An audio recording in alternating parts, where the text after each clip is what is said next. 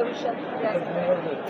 महाराष्ट्रामध्ये 30% मराठा समाज आहे आणि मराठा समाज एवढ्या वर्षानंतरही आज हवी तशी प्रगती करू शकला नाही। आज समाजामध्ये दारिद्र्याखाली मोठी संख्या आहे, बेकारी आहे आणि मग एकूणच मुंबई आणि महाराष्ट्राच्या आर्थिक प्रगतीमध्ये मराठा समाजाचा हिस्सा किंवा वाटा अल्पसा आहे।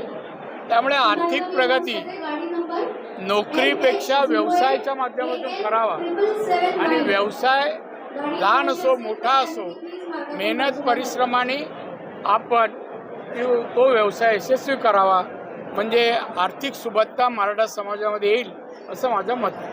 कुणबी मराठा संदर्भात जो आता वाद आहे मी त्या मताचा नाही आहे। मराठा समाजातला कुठलाही माणूस स्वतःला कुणबी म्हणून घेणार नाही आणि कुणबींचं आरक्षण नको आहे।